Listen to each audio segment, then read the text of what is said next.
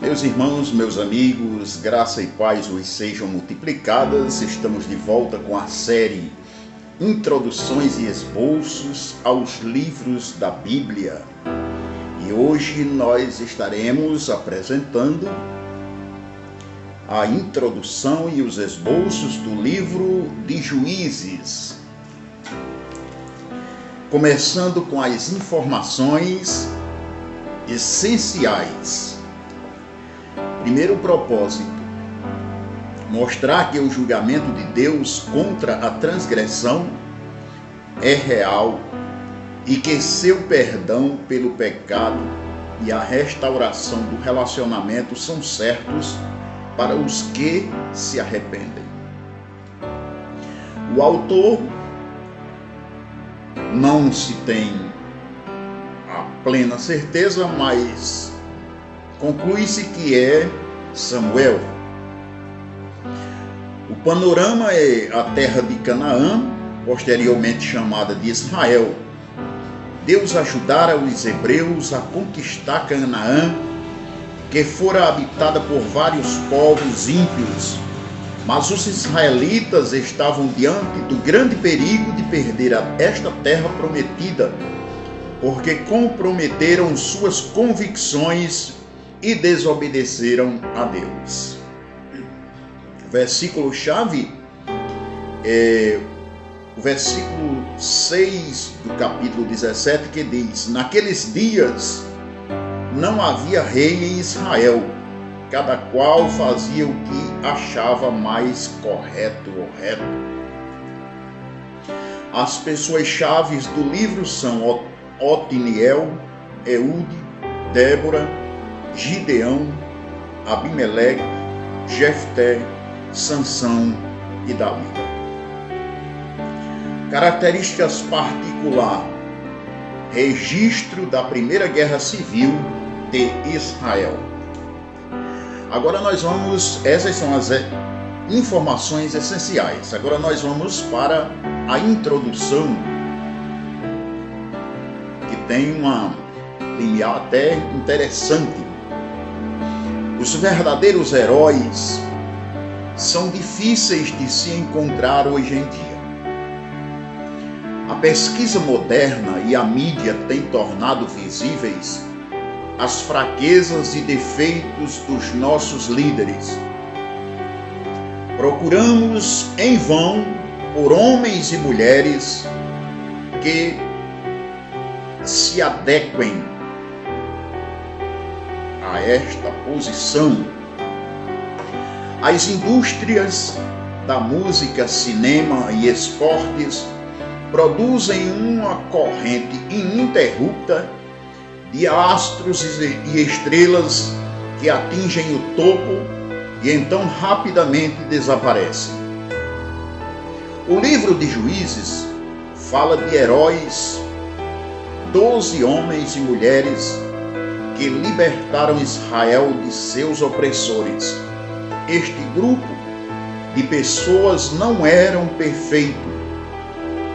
Na verdade, ele era composto por um assassino, um homem promíscuo e a pessoa que quebrou todas as leis da hospitalidade. Mas eles foram submissos a Deus, que por sua vez os outros.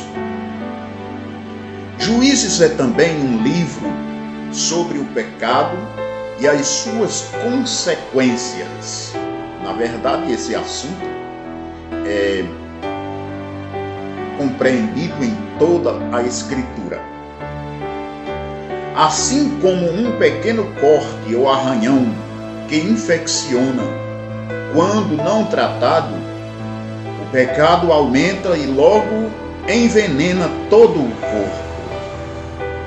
O livro de Josué termina com a nação ao lado de Deus, pronta para experimentar todas as bênçãos da terra prometida. Após estabelecer-se em Canaã, no entanto, os israelitas perderam seu compromisso e sua motivação espirituais. Quando Josué e os anciãos morreram, a nação viveu um vácuo em sua liderança e experimentou o colapso administrativo. Em vez de desfrutar a liberdade e a prosperidade na terra prometida, Israel entrou nos anos amargos de sua história. A razão para este rápido declínio foi simplesmente o pecado. Sempre o pecado. Individual e coletivo. O primeiro passo para afastar-se de Deus foi a desobediência. Capítulo 1, dos versículos 11 ao capítulo 2, verso 5, está registrado. Os israelitas se recusaram a eliminar completamente o inimigo da terra. Isto levou ao casamento de pessoas de diferentes grupos religiosos com a idolatria, registrado no capítulo 2, do verso 6 até o capítulo 3, verso 7. E cada um fazia o que parecia direito aos seus olhos, abandonaram as leis do Senhor. 17, verso 6. Os israelitas logo se tornaram cativos. Devido ao seu desespero, imploraram para que Deus os salvasse. Em fidelidade à sua promessa e pela sua amorosa generosidade, o Senhor levantava um juiz para libertar o seu povo. E por um tempo havia paz. Então, a complacência e a desobediência se estabeleciam e reiniciava todo o ciclo. O livro de Juízes cobre um período de 325 anos e registra 6 períodos sucessivos de opressão e libertação e a carreira de 12 libertadores. Os captores de Israel foram os mesopotâmios, moabitas, filisteus, cananeus, midianitas e amonitas. Uma variedade de libertadores, como de Otaniel até Sansão, foram usados por Deus para conduzir o seu povo à liberdade e à verdadeira adoração. A libertação de Deus através dos juízes é uma poderosa demonstração do seu amor e misericórdia pelo seu povo. Ao ler o livro de Juízes, preste atenção a estes heróis que a história judaica registra. Note a sua dependência de Deus e obediência aos seus comandos. Observe o reincidente declínio de Israel ao pecado, quando a nação se recusava a aprender com a história e vivia apenas o momento da bênção. Mas, acima de tudo, fique atento à misericórdia de Deus ao libertar seu povo repetidas vezes. Na verdade, este livro, ele mostra duas coisas, muitas coisas, mas eu particularmente destaco aqui duas, né? O quanto o povo era um povo rebelde. Porque a misericórdia de Deus, como está escrito, ela não tem fim, ela se renova a cada manhã. Mas é necessário que a gente se importe em querer essa misericórdia agindo na nossa vida cotidianamente. Os israelitas tinham o exemplo da história, como Deus tirou o seu povo do Egito, como entrou na terra de Canaã. Mas mesmo assim, o povo se rebelava, rejeitava a ordenança de Deus. E quando isso acontecia, Deus os entregava nas mãos dos inimigos. Porque só assim o povo iria clamar a Deus, iria se voltar para Deus de novo. E Deus, como é cheio de misericórdia, estendia suas mãos e libertava o povo. Maravilha, né? Que a gente aprenda com a palavra de Deus, com os registros bíblicos, a não cair nas mesmas tentações do povo de Israel.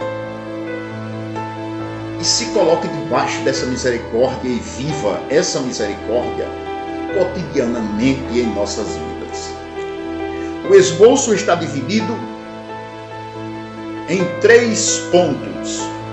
Primeiro ponto, a falha militar de Israel, que está registrado do capítulo 1, verso 1 até o capítulo 3, verso 6. Os 2 subpontos são a conquista completa da terra e a desobediência e derrota. As tribos assumiram um compromisso com Deus para acabarem com os habitantes da terra, mas, ao não completar a remoção do mal, permitiu significar um desastre no final. Precisamos estar atentos para não nos comprometermos com o pecado, mas sermos comprometidos com Deus e com a sua palavra. O segundo ponto é o resgate de Israel pelos juízes, que está registrado do capítulo 3, verso 7 até o capítulo 16, verso 31, que tem 6 subpontos. Primeiro período Otoniel. Segundo, Eude e Sangar. Terceiro, Débora e Baraque. Quarto, Gideão, Tola e Jair. Quinto, Jefté, Isbã, Elon e Abdon. Sexto, Sansão. Repetidamente vemos a nação de Israel pecar contra Deus, e isto permite que o sofrimento venha sobre a terra e as pessoas. A transgressão sempre tem suas consequências. Onde há o pecado, podemos esperar o castigo.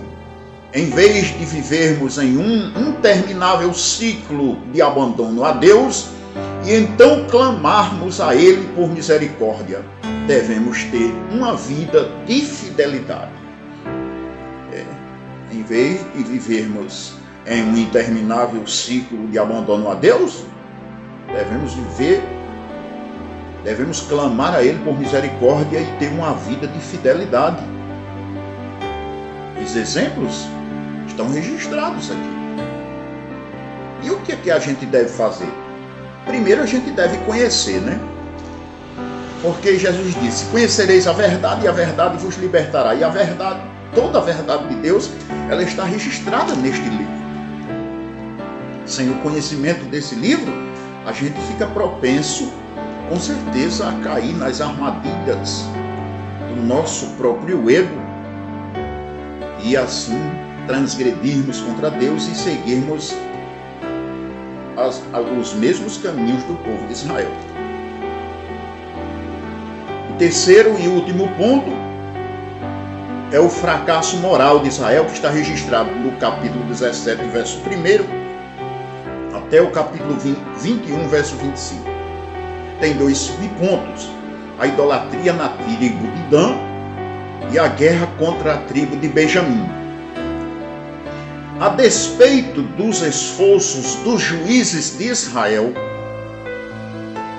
as pessoas não se voltaram para Deus de todo o coração. Às vezes Deus levanta, alguém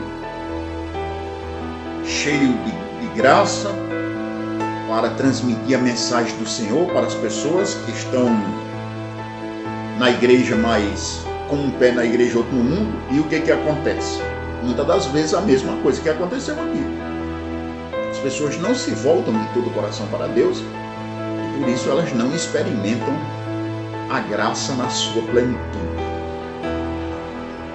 Todos faziam o que achavam ser o melhor para si.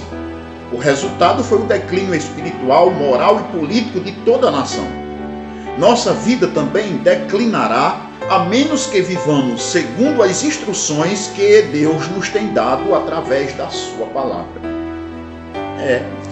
Se a gente não segue as orientações de Deus reveladas em sua palavra, a gente está sujeito ao mesmo declínio de Israel, enfrentar consequências terríveis em nossa vida e ainda correr o risco de não ser arrebatado quando Jesus vier buscar a sua igreja. Então, o conselho é: aprenda com a palavra de Deus, com as revelações de Deus, com os exemplos registrados. E assim viva uma vida abundante, porque Jesus disse: eu vim para trazer vida e vida com abundância. O tema está dividido em 5 pontos, tema do livro. O primeiro ponto é declínio, compromisso. Segundo, declínio, apostasia. Terceiro, derrota, opressão. Quarto, arrependimento. E quinto, libertação e heróis. Primeiro ponto, declínio e compromisso. Explicação. Sempre que um juiz falecia, os israelitas enfrentavam o declínio e o fracasso, porque comprometiam seu maior alvo espiritual de várias formas. Abandonaram seu propósito de expulsar todos os povos da terra e adotaram os costumes dos que os cercavam. Importância. A sociedade possui muitas recompensas para oferecer aos que comprometem sua fé. Riquezas, aceitação, reconhecimento, poder e influência. Quando Deus nos dá uma missão, ela não deve ser poluída pelo desejo de aprovação do mundo. Os nossos olhos devem estar fixos em Cristo, que é o nosso juiz e libertador. As ofertas do mundo estão sempre aí, mas o objetivo da maioria delas, ou de todas elas, é nos afastar do propósito de Deus para nossas vidas. Segundo ponto, declínio e apostasia. A explicação. A queda moral de Israel tem suas raízes na feroz independência desfrutada por cada tribo. Isto levava todas as pessoas a fazer qualquer coisa aparentemente boa a seus próprios olhos. Hoje é o que mais se vê na nossa sociedade, as pessoas achando. Né? Ninguém quer seguir a orientação de Deus, cada um acha. O que acha que é certo, como pensa. Não havia unidade na forma de governo ou adoração. A lei e a ordem sucumbiram. Finalmente, a adoração aos ídolos feitos pelas mãos dos homens levaram ao completo abandono da fé em Deus. A importância. A derrota é certa quando valorizamos qualquer coisa acima de Deus. Olha, essa é uma palavra profunda. Tudo quanto a gente colocar acima de Deus nos levará com certeza à derrota. Até mesmo nossa família não pode estar acima de Deus. Temos que amar e zelar pela família, pelo caráter, pelos bens que Deus coloca em nossas mãos, mas nunca colocar essas coisas acima de Deus ou à frente de Deus. Se exacerbarmos nossa própria independência mais do que nossa dedicação ao Senhor, construímos um ídolo em nosso coração.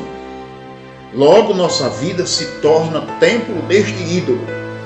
Precisamos sempre dar a prioridade a Deus em nossas vidas e sobre todos os nossos desejos, Deus dominar e reinar. Glória a Deus.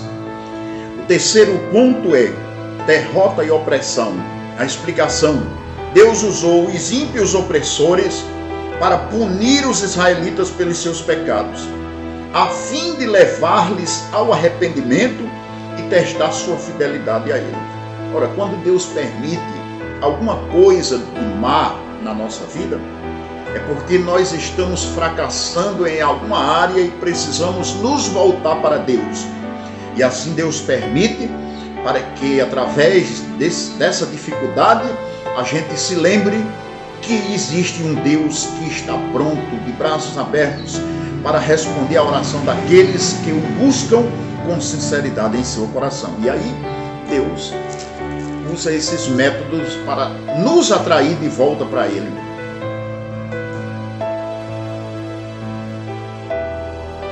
A importância, a rebelião contra Deus leva ao desastre. Isso aí é uma coisa certa. O Senhor pode usar a derrota para trazer os corações perdidos de volta a Ele.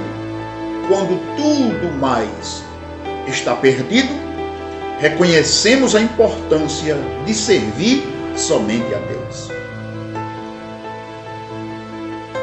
O quarto ponto é arrependimento. A explicação é: declínio, queda e derrota fazem com que as pessoas se voltem para Deus. Elas prometem abandonar a idolatria e buscarem a misericórdia e a libertação do Senhor. Ao se arrependerem, Deus as liberta e abençoa e volta a conduzi-las pelo caminho. A importância, a idolatria encontra abrigo em nosso coração quando tornamos qualquer coisa mais importante do que Deus. Precisamos identificar os ídolos modernos, renunciá-los e buscar o amor e a misericórdia do Senhor para nossas vidas. E os ídolos modernos, eles são mais difíceis de serem identificados, porque eles se ocultam nos nossos próprios desejos.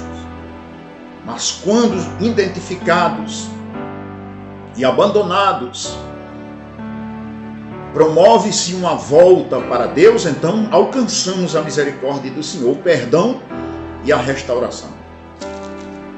O quinto e último ponto do tema é libertação e heróis. A explicação: quando Israel se arrependia, Deus levantava heróis para libertar o seu povo do sofrimento causado pela transgressão de seus mandamentos. Ele usou muitos tipos de pessoas para realizar seu propósito, ao enchê-las do seu espírito e capacitá-las para a tal missão.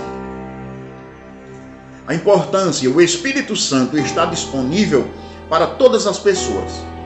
Qualquer que se dedique a Deus pode ser usado para o seu serviço. Os verdadeiros adoradores reconhecem a futilidade do esforço humano sem a direção e o poder de Deus. O Salmo, diga-se isso no Salmo 127. Se o Senhor não edificar a casa, em vão trabalham os que edificam. Se o Senhor não guardar a cidade, em vão vigia a sentinela.